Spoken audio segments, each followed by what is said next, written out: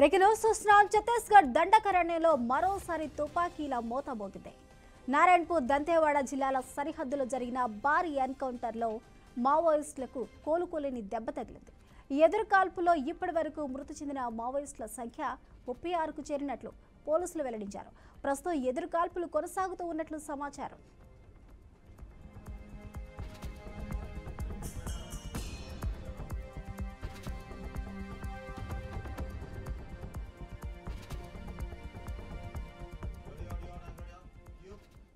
Breaking news చూస్తున్నాం. ఛత్తీస్గఢ్ దండకరణ్యంలో మరోసారి తుపాకీల మోత మోగింది. నారాయణపూర్ దంతేవాడ జిల్లాల సరిహద్దుల్లో జరిగిన భారీ ఎన్కౌంటర్లో మావోయిస్టులకు కోలుకోలేని దెబ్బ తగిలింది.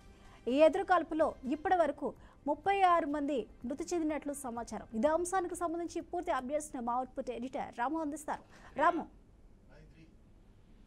ముఖ్యంగా మావోయిస్టు పార్టీకి వారోత్సవాల వేళ గట్టి ఎదురుదెబ్బ తగిలిందని చెప్పొచ్చు. ఛత్తీస్గఢ్ లో జరిగిన భారీ ఎన్కౌంటర్ లో 40 మంది మావోయిస్టులు అగ్రనేతలు దళ సభ్యులు చనిపోయినట్లు రాష్ట్ర ముఖ్యమంత్రి విష్ణుదేవ్ సాయి ప్రకటించడం జరిగింది. ఛత్తీస్గఢ్ లోని రాయపూరు దంతేవాడ జిల్లాలో సరిహద్దుల్లో శుక్రవారం మధ్యాహ్నం 12:30 గంటలకు మొదలైన ఎదురుకాల్పులు రాత్రి 9 గంటల వరకు కొనసాగుతూనే ఉన్నాయని చెప్పొచ్చు. ఈ ఘటనలో దాదాపు 40 మందిలో తెలంగాణకు చెందిన సీనియర్ నేతలు 4 ఉన్నట్లు తెలుస్తుంది. ఘటనకు సంబంధించిన స్థలంలో పెద్ద ఎత్తున ఆయుధాలు, పేలుడు పదార్థాలు పోలీసులు స్వాధీనం చేసుకోవడం జరిగింది.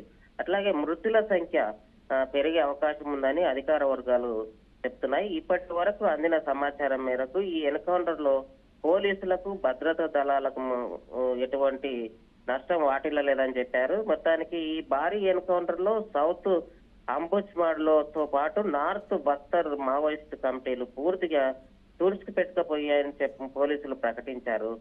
మొత్తానికైతే ఈ ఎన్కౌంటర్ లో మావోయిస్ట్ పార్టీలకు తీరుకోలేని నష్టం జరిగిందని చెప్పొచ్చు. మొత్తానికి భారత కమ్యూనిస్ట్ పార్టీ మావోయిస్ట్ పార్టీ ఏదైతే ఉందో ఏర్పాటు అయిన 20 ఏళ్లు పూర్తయిన సందర్భంగా సెప్టెంబర్ 21 నుంచి అక్టోబర్ 20 వరకు వార్షికోత్సవాలు నిర్వహించాలని పార్టీ నాయకత్వం నిర్ణయించింది.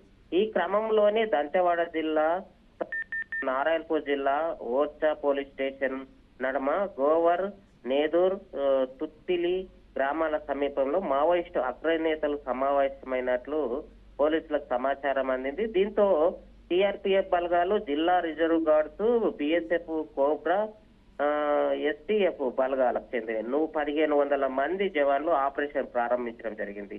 అట్లాగే శుక్రవారం మధ్యాహ్నం ఇరు వర్గాల మధ్య ఎదురుకాల్పులు మొదలయ్యని చెప్పొచ్చు. సాయంత్రం 4 గంటల వరకు సమయానికి 7 మావోయిస్టులు చనిపోయినట్లు బయటకు సమాచారం అందింది. మొత్తానికైతే నిన్న రాత్రి వరకు కాల్పులు కొనసాగుతూనే ఉన్నాయని ఛత్తీస్గఢ్ ప్రభుత్వం ప్రకటించినది. దీంతో గంటలకు మృతుల సంఖ్య పెరుగుతూనే వచ్చిందనేది చెప్పొచ్చు.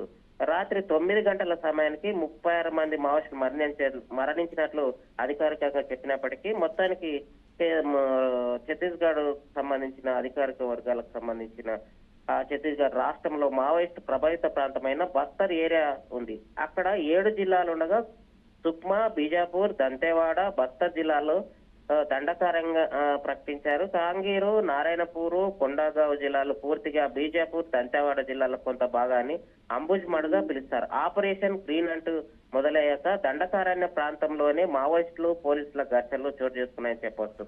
మొత్తానికి మావోయిస్ట్ పార్టీ అగ్రనేతలు ఇక్కడ ఉన్నట్లు సమాచారం తెలియడంతో అంబుజ్మాడు, ఇంద్రావతి నది పరివాహక ప్రాంతంలో జరిగిన ఎదురుకాల్పులో ఏకంగా 36 మంది మావోయిస్టులు చనిపోవడం జరిగింది.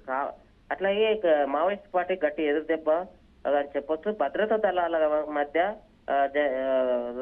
ఘన విజయంగా చెప్పుకుంటున్నారు పోలీసులకు సంబంధించి. అట్లాగే మృతుల సంఖ్య మరింత పెరిగే అవకాశం ఉందనేది కూడా అధికారికంగా ప్రకటిస్తున్నారు. అర్ధరాత్రి వరకు అందిన సమాచారం మేరకు ఎన్కౌంటర్ తూర్పు బస్తర్ డివిజన్ కు చెందిన అగ్రశ్రేణి నక్సలైట్ డిసిఎం నీతి ఆలియాస్ ఊర్మిళ, అట్లాగే కోపే, హెచ్జిసేను, రామకృష్ణ, కమలేష్ ఉన్నట్లు తెలుస్తుంది. ఇందులో నీతి స్వస్థలము ఛత్తీస్గఢ్ రాష్ట్రంలోని బీజాపూర్ జిల్లాకు సంబంధించింది. ఈ రంగగూడెం గంగులూరు చెందింది. అట్లాగే ఇక రామకృష్ణది ఏపీలోని ఉమ్మడి కృష్ణా జిల్లా పెన్మలూరు మండలం తుమ్మల రోడ్డు పోలంకి అని పోలీసులు ప్రకటించడం జరిగింది. మొత్తానికైతే ఈ ఎన్కౌంటర్ లో 40 మంది దాదాపుగా చనిపోయినట్లు తెలుస్తుంది. ఇంకా అధికారికంగా అక్కడి ప్రభుత్వాలు ప్రకటించాల్సింది ఉంది. ఈ ఎన్కౌంటర్ లో పాల్గొన్న పోలీసు ఉన్నతాధికారులు కూడా ఈ విషయం పైన ఇంకా క్లారిటీ ఇవ్వాల్సింది స్వప్న. అయితే రాము, దేశ చరిత్రలోనే రెండవ అతిపెద్ద ఎన్కౌంటర్గా ఈ ఎన్కౌంటర్ని చూస్తున్నారు. గడిచిన 8 నెలల్లో 171 మంది మావోయిస్టులని హతం చేశారు.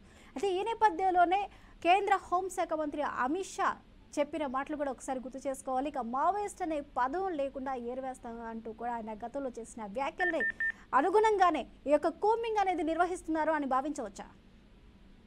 ఖచ్చితంగా స్వప్న, మావోయిస్ట్ పార్టీ ఈ రోజు భారతదేశంలో ఉన్న ప్రజల పక్షాన, దళిత పేద పక్షాన ఈ రోజు పోరాటం చేస్తుందని చెప్పొచ్చు. అట్లాగే పాలక వర్గాలకు ఆయుధ పోరాటం చేస్తున్న మావోయిస్ట్ పార్టీ మధ్య ఈ రోజు యుద్ధం కొనసాగుతున్నారు. అంతర్గత యుద్ధంగా ప్రకటిస్తున్నారు అధికార పార్టీలు. కాబట్టి అణచివేత ధోరణి ఈ రోజు కొనసాగుతుంది అనేది మావోయిస్ట్ పార్టీ కూడా ఒక పక్క లేఖల రూపకంగా ప్రకటిస్తూనే ఉంది. ఏది ఏమైనా చర్చలకు వస్తామని చెప్పినప్పటికీ కూడా పార్టీ పైన, మావోయిస్ట్ పార్టీ పైన అధికారికంగా ఒక యుద్ధం లాగా ప్రకటిస్తుంది. కాబట్టి చర్చల నేపథ్యంలో, ఎన్కౌంటర్లు కాకుండా చర్చల నేపథ్యంలో సమస్యను పరిష్కరించుకోవచ్చు అనేది మావోయిస్ట్ పార్టీ పేర్కొంటుంది. ఈ విషయాలన్నిటిని చూస్తే దేశంలోనే అతిపెద్ద ఎన్కౌంటర్ గా చెప్పొచ్చు. మొత్తానికి ఎన్కౌంటర్లు అనేది ఈ రోజు అంతర్గత యుద్ధంగా చిత్రీకరణ జరుగుతుంది. మేధావి వర్గము అట్లాగే హక్కుల సంఘాలు కూడా ఇది సరైన పద్ధతి కాదు, ప్రజలను, దేశంలో ఉన్న పోరాటం చేస్తున్న ప్రజలను సంపాదించిన అవసరం లేదని హక్కుల నేతలు కూడా ప్రభుత్వాలను డిమాండ్ చేస్తున్నాయి, ప్రశ్నిస్తున్నాయి కూడా. మొత్తానికి ఇది ఒక దుర్మార్గమైన చర్య అనేది హక్కుల నేతల నాయకులు కూడా మాట్లాడుతున్నారు. ఏది ఏమైనప్పటికీ దేశంలో ఉన్న ఎవరైనా సాయుధ పోరాటం చేస్తున్న వారైనా, ఇంకొక పోరాటం చేస్తున్న వారైనా చర్చల రూపకంగా పరిష్కార మార్గాలు చూడాల్సిన అవసరం ఉందనేది హక్కుల నేతలు ప్రశ్నిస్తున్నారు. ఏది ఏమైనప్పటికీ మావోయిస్ట్ పార్టీకి సంబంధించిన ఏదైతే సాయుధ పోరాటాన్ని ఉందో ఇది ప్రభుత్వాలు ఏమంటున్నాయంటే తుపాకీని వదిలేసి జన సమూహంలోకి రావాల్సిన అవసరం ఉంది, జనంలో ఉండి పోరాటాలు చేయాల్సిన అవసరం, తుపాకీ గొట్టం ద్వారా సాధించాల్సింది ఏం లేదని ప్రభుత్వాల డిమాండ్. కాబట్టి దీనికి సంబంధించిన మావోయిస్ట్ పార్టీ ఈ రోజు చర్చలకు రావాలంటే తుపాకీని పక్కన పడేసి చర్చలకు రావాల్సిన అవసరం ఉంది. ప్రజా సమూహం నుండి పోరాటం, ప్రభుత్వాల పైన పోరాటం చేయాల్సిన అవసరం ఉంది అనేది పాలక వర్గాలకు సంబంధించిన విషయాలు. ఇవన్నీ ఏది అయినప్పటికీ సాయుధ పోరాటం కొనసాగుతుందా లేదా ప్రభుత్వాల అణచివేత ఇదే విధంగా కొనసాగుతుందా, మొత్తానికి ప్రజా సమస్యల పరిష్కారం కోసం ప్రభుత్వాలు ఎటువైపు ప్రయాణం చేస్తాయనేది వేచి చూడాల్సిన అవసరం ఉంది. ఎన్కౌంటర్లకు నిలిపివేయాల్సిన అవసరం కూడా ప్రభుత్వాల పైన ఉంది అనేది హక్కుల సంఘాలు డిమాండ్ చేస్తున్నాయి. Thank you Ramu.